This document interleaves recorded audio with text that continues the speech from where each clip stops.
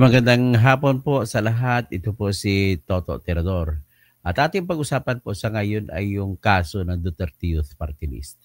Dito po ay tahasan kung sinasabi na nagkamali na naman si George Erwin Garcia sa pagsasabi na ang obligasyon ng pagpapublish ng application for party list ay nasa party list.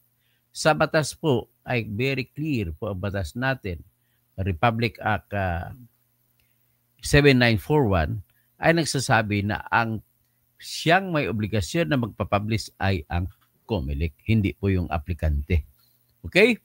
With that, ano naman ang pakay naman ni George Erwin Garcia? Bakit siya nagsasabi na ganon?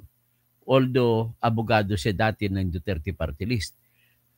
Ibig sabihin po, dahil kakampi niya na si BBM ngayon, ang gusto lang sabihin niyan ay gusto niya matanggal ang Duterte Party List yun.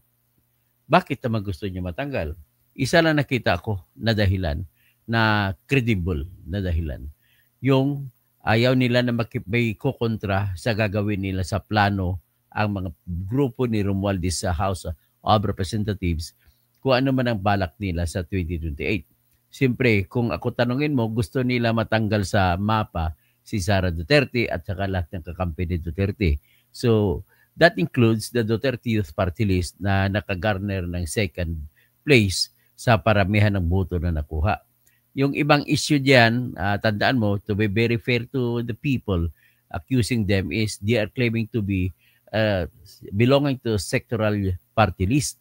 Ngayon kung sectoral party list sila ay ng youth. Pero mismo si George Erwin Garcia na abogado pa nila noong 2019 ay nag-argumento hindi lang po youth ang kasama nila, kundi young professionals. Pag sinabi mo ng young professionals, persons aged as 40 years old and below are considered as young professionals. So, malawak ang ibig sabihin. So, hindi po sila natanggalan o nakasuhan na tungkol sa ganun doon, yung na limited lamang sa youth, na 30 years old ang definition ng batas natin, 30 years old and below ang youth. Pero dito sa kanila ay hindi naman naging problema masyado. Ang isa pang issue sa kanila, yung kanilang party list representative na umupo ay naggumagamit ng apelido na Cardema na hindi naman totoo Cardema. Ang explanation po dyan ni Ronald Cardema mismo ay parang kagaya yan kay Joseph Ejercito. Na ang totoong pangalan ni Joseph Ejercito ay Joseph Ejercito. Pero ang ginagamit niya nung maging presidente siya, tumakbo siya Joseph Estrada. Hindi din na iba niya para kagaya kay Bong Revilla na ang pangalan, totoong pangalan niya ay Juan Marie, Jose Marie Bautista. Pero ginamit niya Bong Revilla.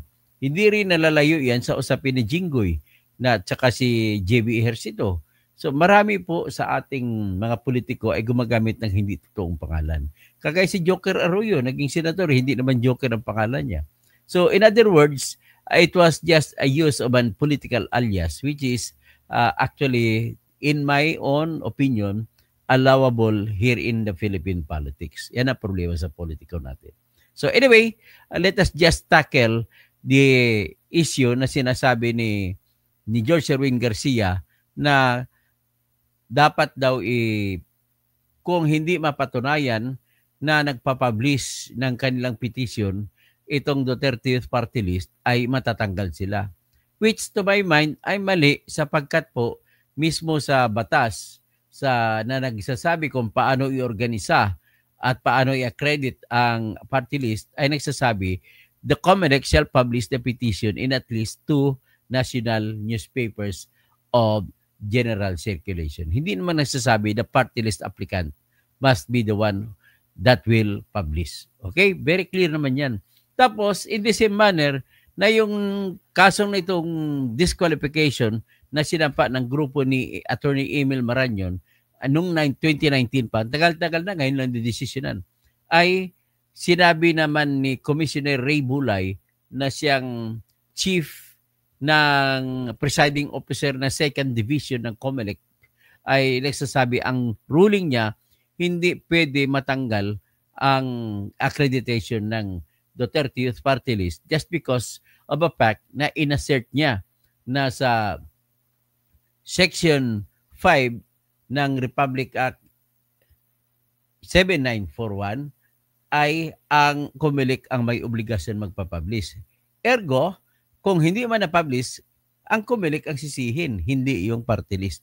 Nevertheless, ang sa commission na yun, sa second division, ang member naman ni Rimulay ay nagdesisyon kontra sa kanya. Tinanggal nila ang Duterte party list just because hindi ito nakapag-publish ng petition. Okay? So, sino ang tama? Kung ako tanongin nyo, with due respect to them all, the law itself is the law. It must be followed. Hindi ko alam kung saan nanggaling yung kaisipan nila ni George Erwin Garcia na yung party list applicant ang siya mismo magpapapublish ng application niya. Hindi po. Ito, ulitin natin. Ipakita ko muna ang batas. Ito po yung batas. Para klaro. Para sabihin nyo, hindi po ako nag-inventor ito. Ito po yung batas natin. Ayan ha. Yung batas natin, RA 7841. Yan, nakita ninyo? RA 7841. Palakihin natin. Sa Section 1, title, this shall be known as the Party List System Act. The Section 2, Declaration of the Party. Section 3, Definition of Terms. Section 4, Manifestation to participate in the party list. Ang issue natin sa ngayon ito, Section 5, Registration. Sinasabi, any organized group of persons may register as a party, organization, or coalition for purposes of the party list system by filing with the COMELEC not later than 90 days before the election, a petition verified by its president or secretary stating its desire to participate in the party list system as a national, regional, or sectoral party. Pamili ka, national, regional, or sectoral. So kung mamili ka, ibig sabihin, nasa iyo yan, pumili. Gusto ko grupo ng mga from 30 years old to 40 years old. Pwede mo gagawin yon. Pwede mo sabihin, gusto ko group ng youth. Pag youth, ang definition mo ng youth ay hanggang 40 years old, pwede rin tanggapin yan. So kailangan may plataforma, di gobyerno na isasubmit, tapos may listahan ng opisyal, at kung may agreement pa siya sa ibang mga organisasyon, ipakita niya rin. And other relevant information as the COMELEC may require. Provided that the sector shall include labor, peasant, fisherfolk, urban poor, indigenous, cultural communities, elderly, handicapped, women, youth, veterans, overseas workers, and professionals. The COMELEC shall publish the petition in at least 2 national newspapers of general circulation. Very clear? Ulitin ko The COMELEC, hindi sinasabi na party. The COMELEC shall publish the petition in at least 2 national newspapers of general circulation. Yan yung utos ng batas. Hindi Duterte list ang inuutusan na mag-publish. Next, the last sentence in this Section 5 says, the COMELEC shall, after due notice and hearing, resolve the petition within 15 days from the date it was submitted for decision, but in no case not later than 60 days before the election. So very clear, So ibig sabihin, that should not be a problem. The problem is now with the COMELEC.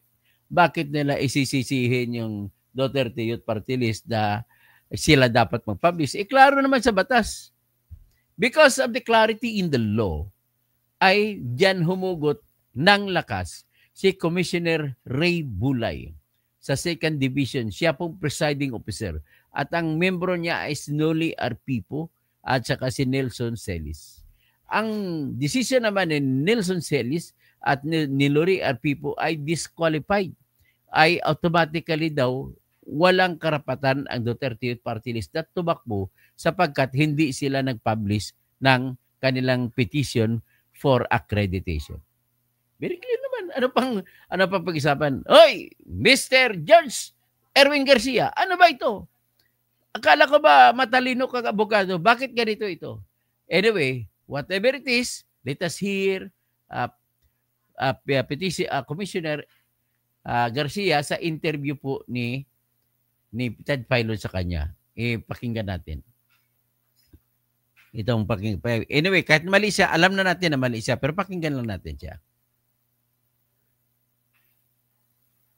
Okay, ito siya.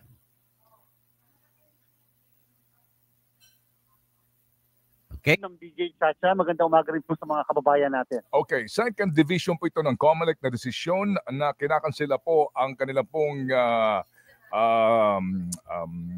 registration ng Duterte Youth. Ano po ang grounds dito po, Chairman?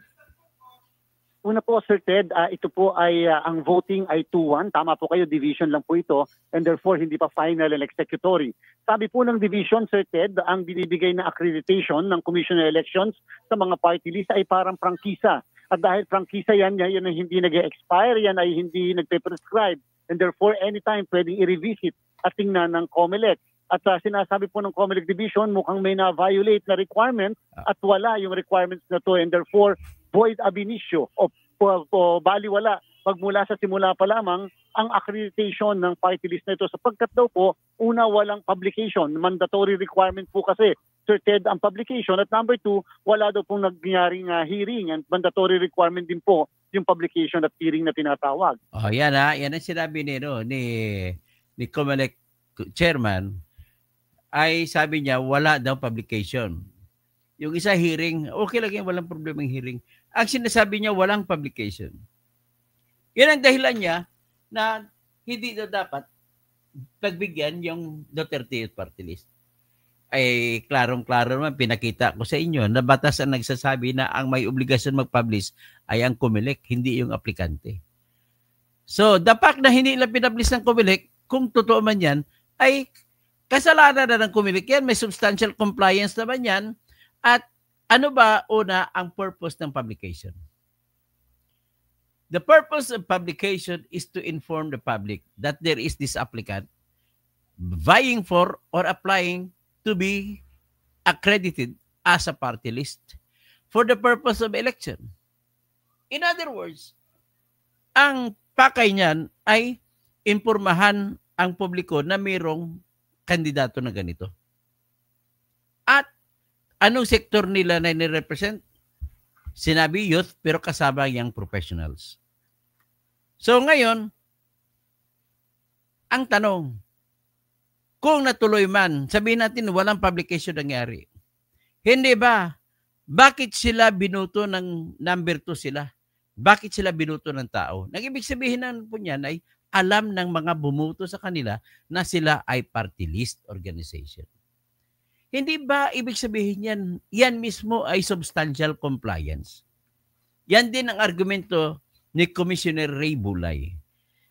Sabi niya, una, wala kaming karapatan na i-disqualify ang Duterte Youth Party List kasi po kung ang dahilan ninyo ay hindi pagpapublish, nakasaad naman po sa batas sa Republic Act 7941 na ang may obligasyon sa pagpapublish ay COMELEC, hindi yung aplikante. Sa ganun pa panalo na dapat ang Duterte Youth Party List. Pero despite that, despite the law, ano bang meron sa dalawang commissioner na nagkontra at diniklara nila na disqualified ang Duterte Youth Party List? Isa lang po ang ibig sabihin. Kapag ikaw po ay sinuway mo ang batas, may ibig sabihin na may malalim kang konsiderasyon. Ibig sabihin, dahil ito ay kaakibat, susuporta talaga kayo makipagpatayan ito sa debate sa Kongreso, kung nandiyan sa Kongreso, kalaban ni Romualdez ito. Kasi gusto ni Romualdez maging presidente. At kailangan tanggalin niya sa kalsada niya ang hadlang sa pagiging presidente niya. Tanggalin niya si Sara Duterte. At para matanggal yan at magiging mainam at maayos at madali ang pakikipagtanggal niya sa kanya, ay kailangan lahat ng balakid ay tanggalin din. So isa sa malaking tinik ay yung Duterte Youth Party List na number 2 siya. Ibig sabihin pag number 2, 3 congressmen ang kanyang iuupo. Yan, magkipagmingle yan sa iba pang pro-Duterte na mga congressmen, di mahirapan lalo itong si Speaker Martin Romualdez. So very clear, yan palang maling-mali na. At bakit nila tatanggalin. Ngayon, pakinggan pa natin si George Sherwin Garcia. And therefore, sabi nila, void from the very start. Parang yung nangyari sa kaso ng Anwaray versus the Commission on Election, na kung saan kahit matagal nang nagpa-participate yung naturang party list, ay pwede pa rin na i-cancela ang kanilang accreditation. Nangangahulugan po na ito po yung kasong isinampa ng isang grupo noong pahong 2019?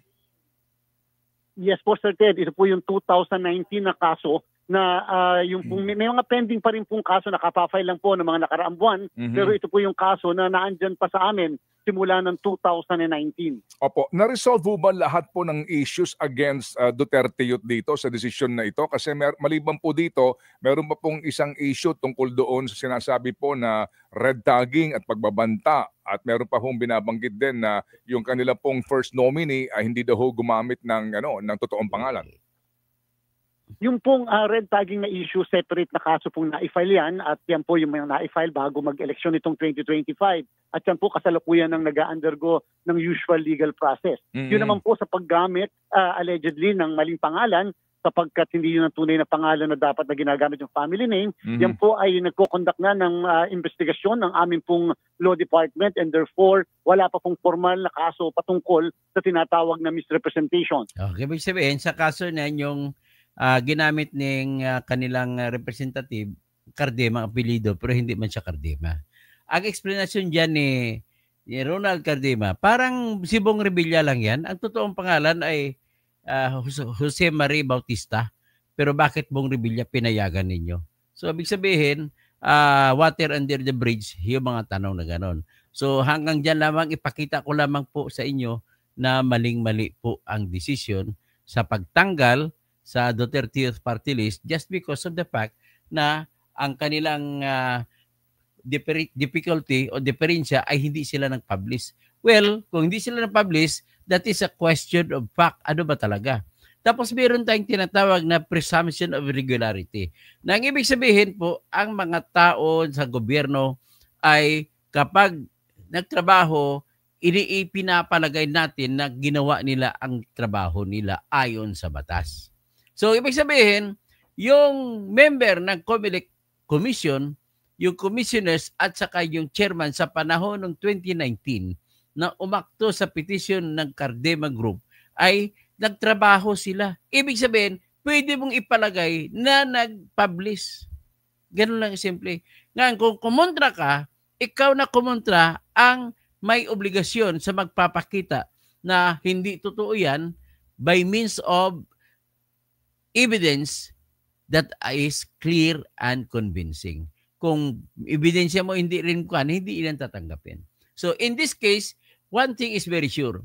It is very clear na despite what the law says, ay talagang may agenda na tatanggalin mo yung isang grupo. So, yan naman ay nagbibigay ng lakas sa grupo daban ng Duterte Youth Party List na malamang mananalo sila.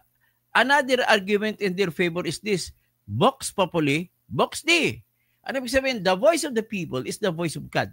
Dahil binoto sila, ay dapat obligado ang Supreme Court, obligado ang COMELEC na sundin yung utos ng mga bumoto sa kanila na panalo sila. Number 2 sila sa Akbayan Party List. Yan lamang po aking masabi.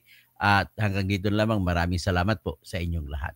At nais ko lamang ulitin po ang aking panghingi ng tulong sa inyo na magpadala naman kayo sa akin sa aking GCash, sa aking bank accounts ng inyong tulong sa ibabayad ko na filing fee sa Senate Electoral Tribunal, kasi ibabayaran ko 60,000 pesos, 50,000 na filing fee at saka 10,000 na deposit fee. Ibabayad ko para tanggapin ang aking kaso na kuwaranto laban kay Erwin Tulfo. Kasi Amerikano siya, tapos paupuin natin senador, nakakaasiwa, hindi ko matatanggap po yan.